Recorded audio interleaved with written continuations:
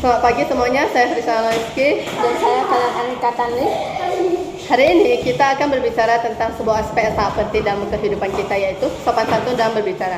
Sopan santun adalah kualitas yang tercermin dalam cara kita berkomunikasi dengan orang lain, dan hal ini memainkan peran yang sangat besar dalam membentuk hubungan sosial kita dengan orang lain. Berbicara dengan sopan santun sangat penting, tidak hanya dalam situasi resmi, tetapi juga dalam kehidupan sehari-hari. Ada beberapa alasan mengapa sopan santun dalam berbicara sangat vital. 1. Menciptakan hubungan yang baik. Ketika kita berbicara dengan sopan, kita menciptakan hubungan yang lebih baik dengan orang lain. Orang cenderung lebih merasa nyaman dan terbuka dalam berkomunikasi dengan orang yang sopan santun. Tentu saja tidak ada orang yang mau berbicara dengan orang yang tidak sopan santun. Seperti jika tiba-tiba ada seseorang yang marah-marah denganmu, pasti kamu sendiri tidak senang.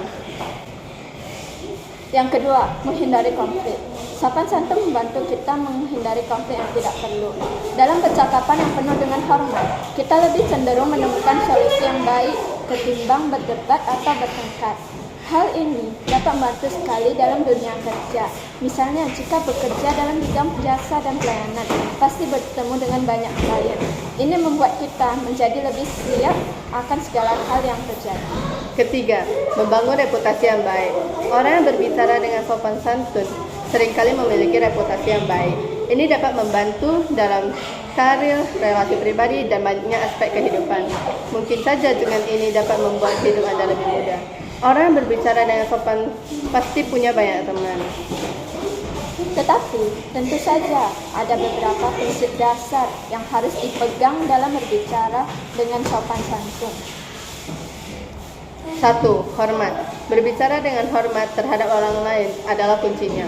Gunakan bahasa yang sopan dan jangan merendahkan atau menghina orang lain. Mungkin kadang menurut kita, kata-kata itu tidak merendahkan orang. Namun, bagi orang lain tidak seperti itu. Maka kita harus lebih berhati-hati saat berbicara. Yang kedua, sabar dan mendengarkan dalam percakapan.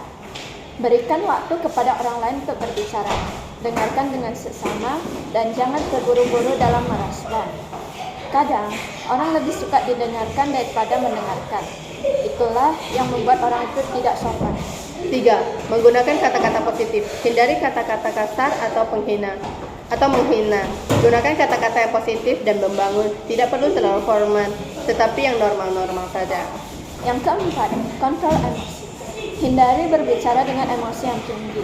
Ketika emosi kita tenang, kita dapat berbicara dengan lebih sopan dan efektif. Hal yang paling fatal adalah berbicara saat keadaan emosi. Kita tidak lagi peduli apakah kata-kata yang kita ucapkan bisa menyakiti orang lain atau tidak.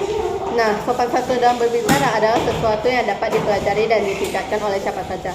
Praktik yang konsisten dan kesadaran akan cara berbicara kita adalah kunci. Ketika kita berbicara dengan sopan santun, kita membangun jembatan komunikasi yang kuat dan menciptakan lingkungan yang lebih baik bagi kita semua. Terima kasih. Semoga kita semua menjadikan sopan santun sebagai bagian yang penting dalam kehidupan kita sehari-hari.